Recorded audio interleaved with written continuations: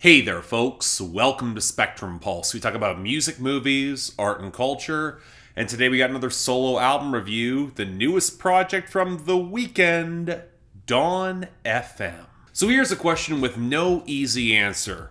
What do people even want from a new project from The Weeknd? Now, you might think it's pretty straightforward, especially coming off of his pop crossover moments in the past 5 or so years that have charted. I mean, give us all great synth pop, we will be fine, especially if you can keep the creepy, darker R&B side along the way. If the grooves and the hooks, if they're good, nobody's gonna care that much. But I also don't think that's an answer that works for The Weeknd if you take his larger catalog and increasingly splintered fan base into account, to say nothing of his broader interests beyond just 80s synth-pop revivalism. For one, his fondness of R&B of multiple decades, especially when paired with disco, can lead to a bit of a traditionalist streak, which flies in the face of the rougher, borderline gothic darkwave textures that have existed in his sound since the mixtapes. And I think you'd be remiss to ignore his electronic leanings, as he works with Gustafsson and Swedish House Mafia, and especially One-Tricks Point Never in recent years. And I bring that up specifically because a lot of folks probably don't remember The Weeknd's uncredited collaboration with Daniel Lopatin on Magic One-Tricks Point Never for the excellent song No Nightmares that dropped in late 2020. An album that embraced a quasi-surreal radio program structure that all the buzz was suggesting that The Weeknd was attempting as well with this album, narrated in part by Jim Carrey of all people. But the promotion also seemed to imply some dabblings in 80s synth pop and darkwave, maybe even dream pop, and while this isn't really surprising given that The Weeknd has sampled Beach House and the Cocteau Twins going back to House of Balloons, to say nothing of his early involvement in the goth scene in Toronto and Montreal, if you know you know, the choice to get weirder and more eccentric coming off of After Hours, that could be a risk, even if it might be well calculated. And to be honest, I wasn't sure how well it might work. Yes, The Weeknd has never been better in composing this type of synth pop, but it's always been a little bit mixed whenever he's tried to triangulate his varied interests together, to say nothing of whether people will actually get behind and embrace them. I mean, I still think False Alarm from Starboy is one of the best songs that he has ever made, with a lot of its raw, rough, darkwave textures. But I mean, try telling his fans that outside of the niche audience that likes that song. In any case, while I was very intrigued for Dawn FM, I was also kind of cautious in thinking that it might not work at all, especially given that Take My Breath felt a bit of a retread as an early single. Maybe it might be that darkwave synth pop revival a few dozen of us want. Maybe it might be something even more out there than that. So tuning into Dawn FM, what did we get? Well, funnily enough, we got an album that challenges anyone who's asking what we might want from The Weeknd. Because, at least on the surface, it's easy to argue that this is a more consistent, streamlined, conceptual, and even mature album from him. It's sleek, it's polished to a fault, it's a little bit experimental, but also somewhat accessible in the tones and presentation, drawing on influences that could make it the easiest of sells. And yet, I'm not sure it works for me. And it has me grateful that I'm not adding scores to my album reviews anymore, because when you untangle the open questions of expectation and execution, this is not an album that makes for easy analysis and boiling everything down, especially when it seems to do so much right, but I'm not sure it sticks the landing. Now, granted, I'm not sure a defined landing was ever in the cards for Dawn FM, because the best word to describe this album is transitional, and that's apparent in the content very early, so let's actually start there. The Weeknd has described the project as an adult contemporary radio station playing through a period of purgatory and the scant few moments before you go towards that light, the last moments of reflection on what you've done and where you are and who you are before the very end. Now, I want to stress that as much as some folks have fawned over the concept and idea of the project, it's not new. I can reference One-Tricks Point Never's last album with the hazy radio station framing, and again, The Weeknd was on that album, but the whole life flashing before your eyes thing at the end, it's a very common framing device, even in music, and with Jim Carrey as a narrator who honestly does not contribute as much as you might expect. And that kind of makes sense that The Weeknd might use this his framing device, as it sets up the emotional arc of the album, which is similar but subtly different than his last few. It might start off in a wallow in nihilism and self-destructive impulses, to get enticed back to giving love yet another chance by this mysterious feminine figure, and ultimately it does not work. But what gets interesting is placing it in context with the details and the previous arcs that The Weeknd has explored. I mean, Beauty Behind the Madness had him let her go because it didn't work and he hadn't gotten over all of his vices. Starboy had him actually trying to embrace love at the very end, albeit with the first snippets of realization that his vices will drag him away from a proper emotional connection, and that proved abundantly true across every regretful and searching moment of After Hours that ultimately left him bleeding out by the very end, which is kind of a natural segue into this album. What's interesting though with Dawn FM is that it's probably the first album where you can tell that The Weeknd has shaken himself mostly free of all those vices and seems to be at least trying to do the work of repair and introspection. The conflict on the album is more internal and emotional, where after the opening couple songs, these are probably the most sincere, considered, and mature love songs that The Weeknd has ever written. And with him now actively trying to be a better person and buck against that sense of nihilism, it makes the album kind of fascinating, as he'll encounter women who might be cheating, or playing games with him, or might be as broken as he was. And there's a lot of regret that comes with his past, and how to some,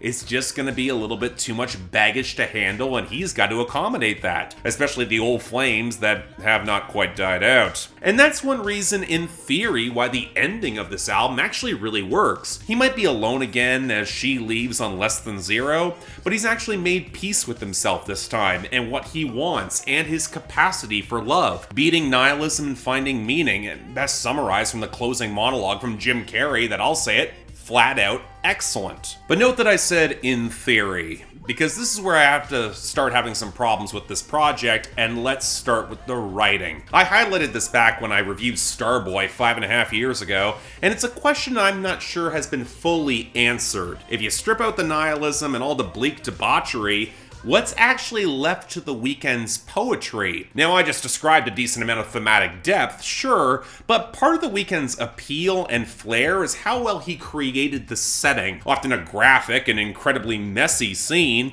but the lurid framing and a real eye for detail made them stick in your memory very vividly, even when they barely made any sense or felt more psychedelic. Melodramatic, occasionally cliched, absolutely, but it was a huge asset in his arsenal, that's why it stuck out so much. And it's hard to escape the feeling that in both the choice of the framing device and in trying to play things more mature, we lost some of that detail in order to embrace more high-concept abstraction, or able to sound a little bit more tasteful in the adult contemporary mold. It's a big reason why I like Here We Go Again with Tyler, the Creator, who really could have turned in a longer verse, because even if The Weeknd sounds more braggadocious, it will actually set the scene, which actually works to a lesser extent with Lil Wayne's auto-tune croak and I Heard You're Married. Just don't really care for Lil Wayne on that production, even if I think the verse is okay. But most of these songs wind up feeling kind of thin, a little bit underwritten as a result, a little bit borderline formulaic. And while you could chalk up some of that to being transitional towards, well, whatever styles or genres that The Weeknd wants to explore outside of the haunted pop and R&B that's his forte, I mean, electronic music certainly does not demand more in the poetry, I can't help but feel that the album isn't quite weird or philosophical enough in the poetry to pay off that higher concept. And that means you swapped out a lot of melodramatic texture for, well, a lot of songs that lean way closer to adult contemporary, at least in their poetry, not quite as distinctive. But the other side of this is the production. And I'm gonna put aside the consistent issue that every time The Weeknd leaves Elangelo off the album, the production suffers, or winds up feeling way too goddamn polished for its own good. Happened on Kissland, happened on Starboy, especially happened on My Dear Melancholy, and I hate to say it, also happened on Dawn FM too. And what's immensely frustrating is that I get why he probably took this approach. The Weeknd has been wanting to go in more of an electronic direction for years now. It's why Swedish House Mafia is here. He does work well with One Tricks Point Never, and I mean, getting Max Martin and Oscar Holter for the rest of the project, it makes all the sense in the world, because they were behind Blinding Lights to begin with, and why not just continue to print money? And you know, I'm not gonna say the production got worse for the effort, because if anything, it's considerably more refined. The mixing sounds a lot better. It doesn't have that rough, blown out edges of After Hours that felt a little weirdly placed, and the persistent low-end grooves drawing on new disco and darkwave actually keep the pace up. It's only 5 minutes shorter than After Hours, but feels way quicker, and the transitions are great. And while the historical callbacks are kind of flagrant, Michael Jackson and Prince especially, and whenever The Weeknd put on that faux British accent, I knew exactly what early Depeche Mode albums he was thinking about. But it's generally a glossy synth and groove-driven sound that I generally like and create a really seamless atmosphere.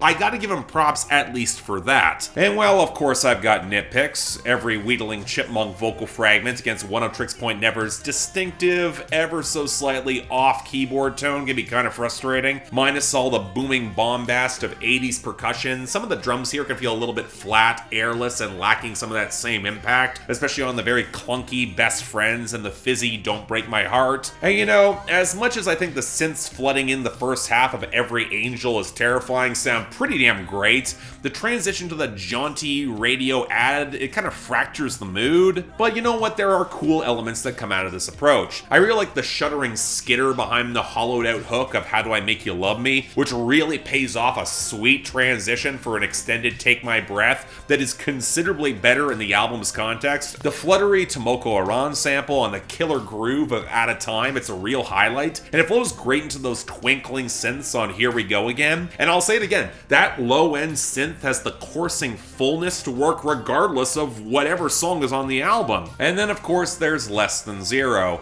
With all the brittle acoustics and ascending synth lines and that hazy hook, it's probably the stickiest on the entire album, certainly the most accessible and obvious single here, and that's when you realize the other downside to losing some of that lyrical detail, in that I don't think there is a single hook here that can rise to The Weeknd's very best. Now, on some level, I know that's not fair. Most people do not make more than one Blinding Lights. Well, the majority of people make, pardon the pun, less than zero Blinding Lights. But you know, for a synthpop album, for as robust bass grooves as you get, it's kind of startling how limited some of these choruses feel, how abbreviated some of these compositions are. And when you trace the origin point of so much of the sound on this album, the lack of more distinctive melodic moments is kind of worrisome. Or to put it another way, when I've heard a lot of these sounds already in the past, it starts to feel like The Weeknd locked into a comfort zone and made a project that's so consistent it kind of lacks standout moments. Almost like putting the radio on in the background or something. But if anything,